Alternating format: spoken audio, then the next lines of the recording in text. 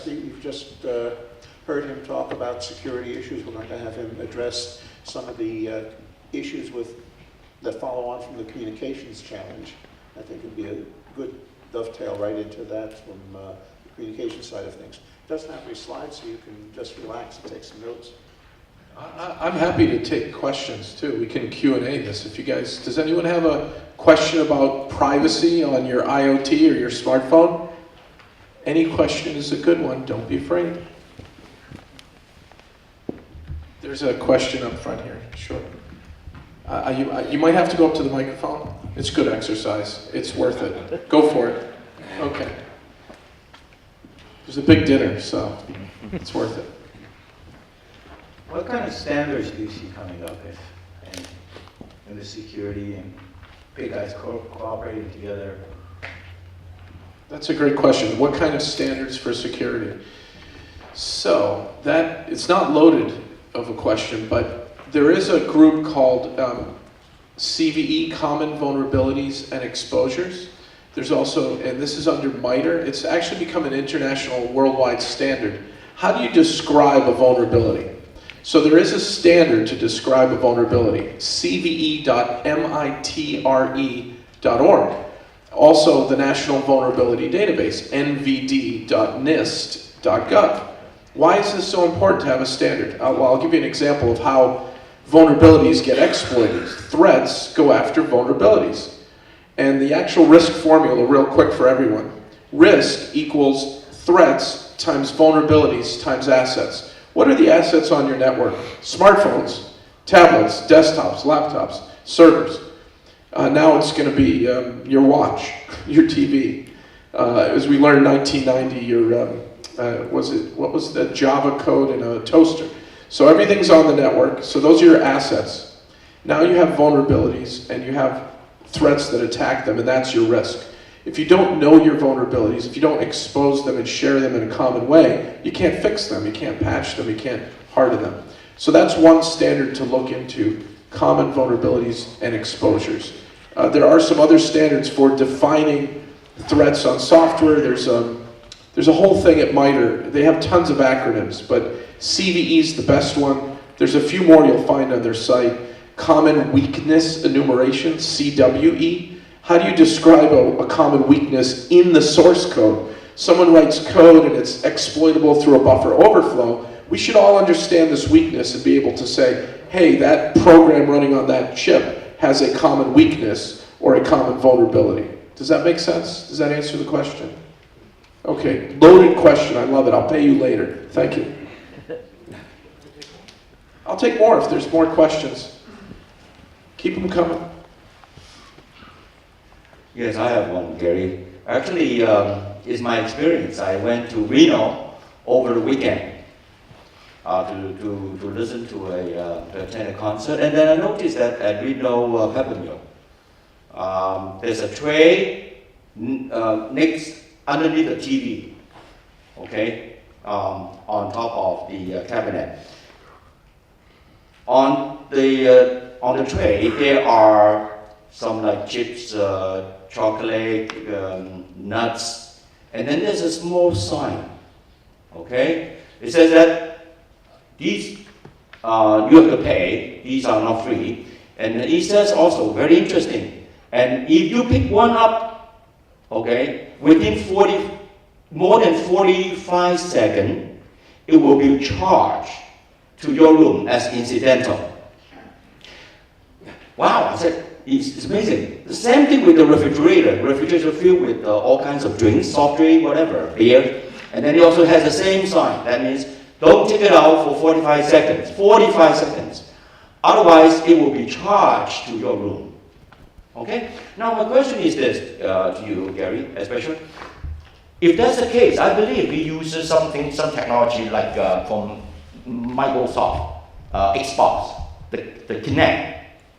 And I think certainly it uses a camera.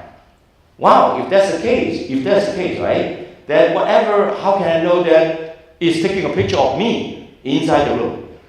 So what do you think? I love this question. So I mean, this is another can of worms. First off, I'll tell you how to disappear from the camera in your room. You've got to get a hat, and put 3 LEDs in it. And wherever you walk, the LEDs have to be on, I'm not kidding, and your face on any camera will be one big glowing ghost. This is for real.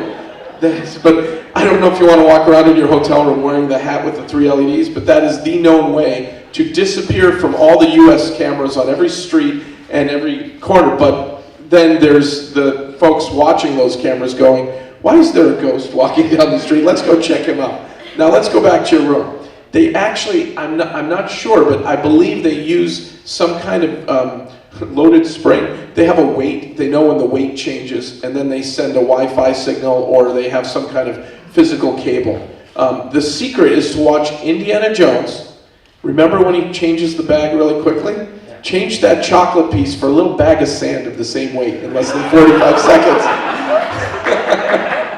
It's the best answer I have for you. Or just pay him for the chocolate.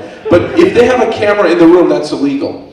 You can't videotape or eavesdrop on someone or their conversation without their knowledge and consent. It's illegal. Unless the other person consents and says, yes, I know this conversation is being taped. However, if it's a government official or a police officer, don't risk it, even though I'm right. You can say to the cop, hey, I'm filming this whole incident. Stop resisting. Stop resisting. That's the code word when they beat you up. I'm not resisting. It's on camera. But anyway, you can film public officials. You can film the police. But just be careful. But they can't film you in your hotel room without your permission. If you ever find out, that's going to be national news. It really will be. Great question. Anyone else for me? These are fun. More security questions. Keep them coming. Okay. Will any companies be able to sell privacy, and what regulatory limitations do you think the government will put on that? Yeah, so I believe that you can add privacy back into the equation up to a level of not upsetting the NSA.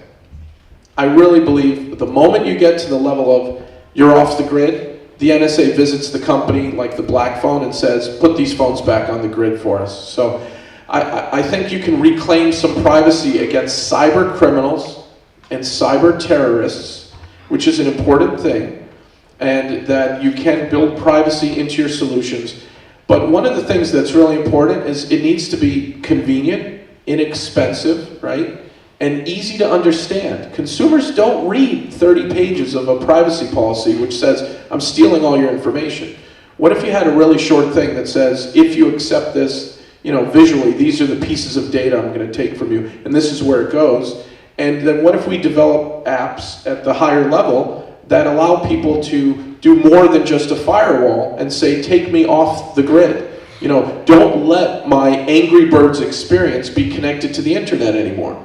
There's a backdoor in Angry Birds, and Snowden announced that the NSA uses that backdoor to eavesdrop on people when they feel like it, when they feel the need. So if you could just disconnect Angry Birds from the network and still play the game, Angry Birds is a private experience. Will Angry Birds do that on their free version? Probably not, but their paid version, maybe they'd be willing to give you your privacy back in the game if you pay them. Just some thoughts. Great question. Are there any ways to find out if our microphones are being activated so we could see on our screens, whether it's a computer or a cell phone, that we are being spied on, just to know it? Yes, and so I didn't want to do any product talks or commercials for Snoopball, but we've created free tools for consumers. There's others who've started to do this. John McAfee did one called Decentral, which kind of does a lot of what we do. We created a privacy app, which runs on Windows and it runs on Android, but Apple won't let us put it in their store. Don't ask me why. Send an email to support@apple.com. But Apple won't let us add our privacy tools to their privacy iPhone. But if you run a privacy app scanner, you can see every app on your phone or maybe even your Windows computer and what ports they're using. Why does the flashlight need the GPS? It doesn't. Why does Angry Birds need a Wi-Fi connection? It doesn't. So you should be able to look at your device and scan it for free. And my team created a tool called Privacy App, and there's others. Just go to Google if you go to Google, it'll show up in an NSA database. So go to Start Page. Go to Start Page and type in Privacy Scanner for Android. Don't upset Google. or privacy scanner for Windows, etc. And then run one and see what you find. You'll be very, very surprised. Delete the apps that don't need all these services. Pay for one that promises you they won't use these services. That's my recommendation. Do you want me to take any more? Okay, this will be last question for me. I don't want to eat up their time. Yeah, you talk a lot about the cell phone, which is good, but I think this topic here is about Internet of Things, IoT.